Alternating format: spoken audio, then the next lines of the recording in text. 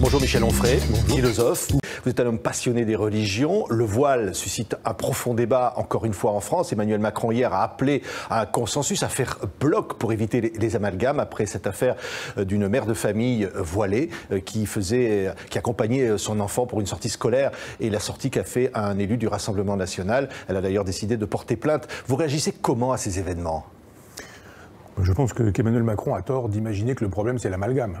Le problème c'est l'islamisme. Et l'islamisme, il est très facile à voir. On sait très bien qu'il y a eu un sondage qui a été commandé pour Le Point et pour la Fondation Jean Jaurès.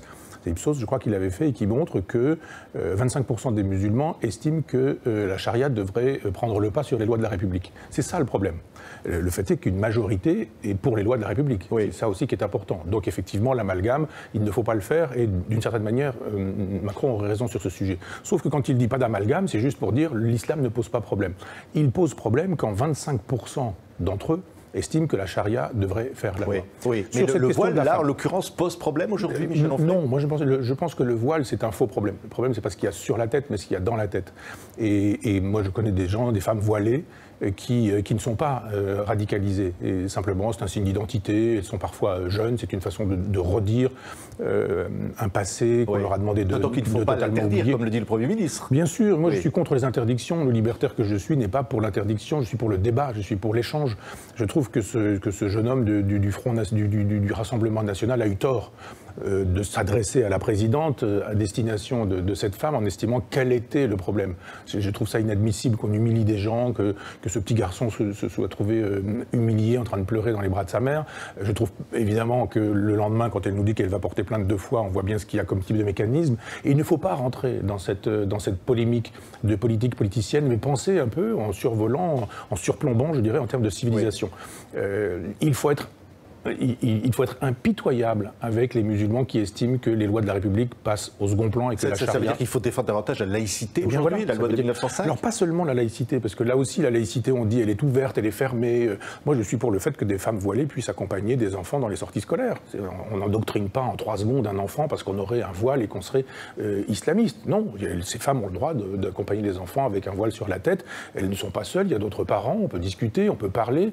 Et ce ne sont pas des monstres, les femmes qui ont des voiles sur la tête, qui vont tout de suite expliquer qu'il faut faire le djihad aux enfants de l'école républicaine. Le délire, il est là. Mais le délire, il est aussi dans le fait qu'on ne soit pas capable de dire, sur les 25% qui estiment que la charia doit faire la loi et non pas la République, alors là, il faut être impitoyable. Ça veut dire qu'il faut fermer des mosquées salafistes, ça veut dire qu'il faut vraiment expulser des imams qui prêchent le djihad ou qui prêchent de la tolérance, ça veut dire qu'on ne doit pas tolérer dans les services secrets quelqu'un qui aura fait savoir que l'attentat de Charlie Hebdo, c'était une bonne chose. Enfin, toute chose qui montre que... Faites référence évidemment à l'attentat récent à la préfecture de Paris. C'est-à-dire on ne peut pas faire semblant de dire pas d'amalgame, d'accord, ne faisons pas d'amalgame, mais à ce moment-là, quand on aura expliqué ce que sont les choses, dire il y a une partie dangereuse minoritaire, 25%, et une partie majoritaire qui, elle, ne l'est pas, concentrons les efforts sur la question des minoritaires qui sont, eux, dangereux, faisant de telle sorte que les lois de la République fassent la loi. Et aussi l'islamophobie, aujourd'hui, elle est ressentie par beaucoup de musulmans.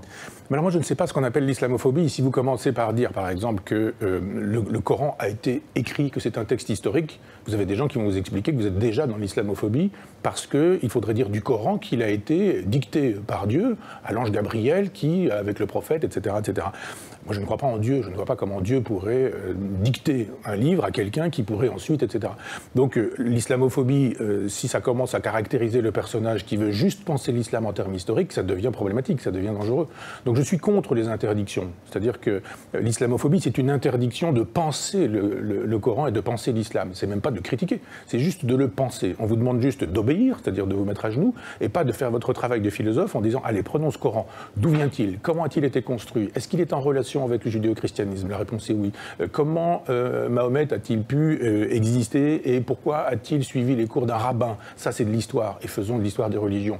Mais ça, on en est évidemment bien loin, puisque la question aujourd'hui, si vous êtes pour ou vous êtes contre le voile, il s'est passé cette affaire en Bourgogne-Franche-Comté, et alors vous êtes de quel côté, etc. Là, on ne pense pas dans ces cas-là. Il est bien évident qu'il faut penser l'islam plutôt que de le critiquer.